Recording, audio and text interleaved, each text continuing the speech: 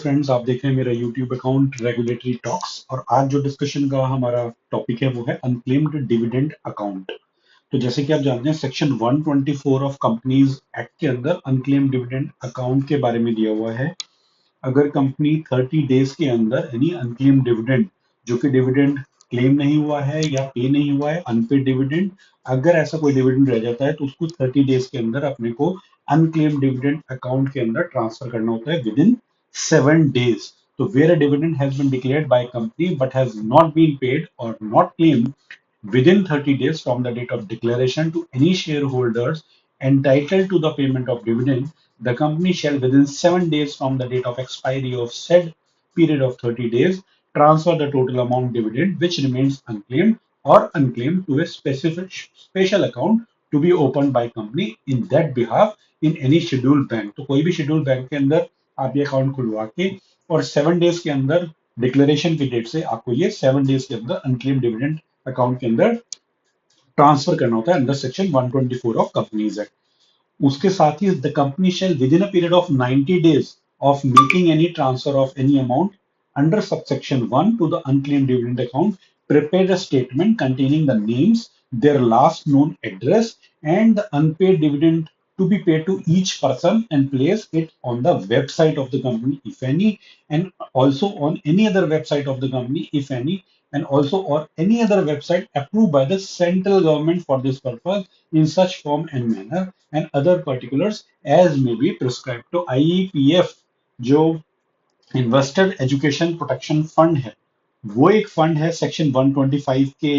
अंदर, जिसके अंदर काफी सारे अमाउंट क्रेडिट होता है। Any amount given by central government by way of grant, donation आप उसके अंदर आती है, अनपेड डिविडेंड आता है जो कि हमारा 7 years तक पे नहीं हो जाता है फ्रॉम अनक्लेम डिविडेंड अकाउंट से। अगर 7 साल के अंदर भी वो डिविडेंड क्लेम नहीं होता है तो वो सारा का सारा अमाउंट हमारे को ट्रांसफर करना पड़ता है अनपेड डिविडेंड अकाउंट से इन्वेस्टर एजुकेशन प्रोटेक्शन फंड के अंदर, जो कि सेक्शन 125 के अंदर बनाया गया है। ठीक है, तो इसके अंदर आपको ये अमाउंट ट्रांसफर करना रहता है। तो अगर 90 डेज के अंदर, अभी हम बात करें सेक्शन 124 का, तो अनपेड डिविडेंड अकाउंट जो आपने ट्रांसफर किया है 30 डेज के अंदर, 90 डेज के अंदर उससे आपको एक जो स्टेटमेंट है वो बनानी है, जिसके अंदर अमाउंट जितना भी एलिजिबल है, किस पर्सन का है, उसकी लास्ट लोकेशन, प्लेस, वो सारी डिटेल आपको वेबसाइट के ऊपर अपनी अपलोड करनी पड़ेगी कंपनी की, या फिर आईईपीएफ की वेबसाइट के ऊपर भी आप उसको अपलोड कर सकते हैं। अगर कोई डिफॉल्ट होगा, if any default is made in transferring the total amount or refer to in subsection 1 or any part thereof unpaid dividend account of the company, it shall pay from date of such default interest on such amount as has been transferred to the said amount at the rate of 12%. तो 12% के हिसाब से आपको interest भी देना होगा, जो भी आपने अनक्लेम डिविडेंड है या अनपेड डिविडेंड है उस पर 12% का आपको जो इंटरेस्ट है वो भी आपका एलिजिबल होगा। Any person claiming to be entitled to any amount transferred under subsection 1 to the unpaid dividend account may apply to the company for the payment of the money claimed. तो जो amount eligible है वो आप claim कर सकते हो unpaid dividend account से।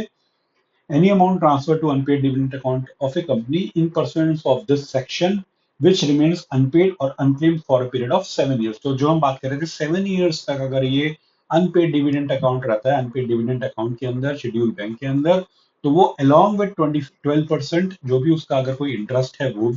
वो साथ में आपको ट्रांसफर करना रहेगा to investor education protection fund के अंदर। तो सेपरेट फॉर्म्स दिए गए हैं आईपीएफ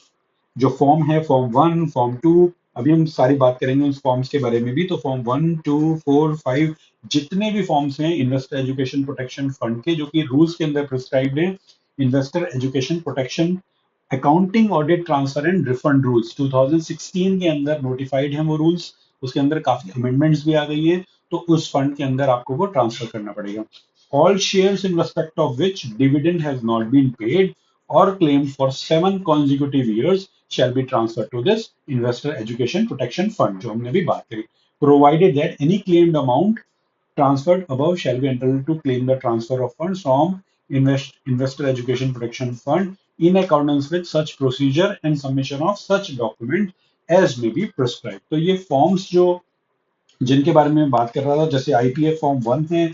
आपको ट्रांसफर की डिटेल डालनी है with in 30 days from 7 years। IPF form 2 जो कि आपको वेबसाइट के अंदर अपडेट करना होता है 60 डेज के अंदर। आईपीएफ फॉर्म 3 अभी ओमिट हो गया है, लेकिन आईपीएफ फॉर्म जो 4 है जहां पर आपको स्टेटमेंट ऑफ शेयर ट्रांसफर या अनक्लेम डिविडेंड है, वो सारी की सारी आपको डिटेल्स आईपीएफ फॉर्म 4 के अंदर देनी होती है। और जितना भी क्लेम अमाउंट है, अगर कोई क्लेम करना है किसी को, तो आईपीएफ 5 फॉर्म है, उसके अंदर वो अमाउंट क्लेम किया जा सकता है। तो ये सारे के सारे फॉर्म्स हैं जो कि investor education protection fund accounting audit transfer refund rules 2016 के अंदर नोटिफाइड किए गए। ये सारे फॉर्म्स आप अगर जाके देखेंगे तो अभी लेटेस्ट पे एक अमेंडमेंट आया है, तो उस अमेंडमेंट के अंदर भी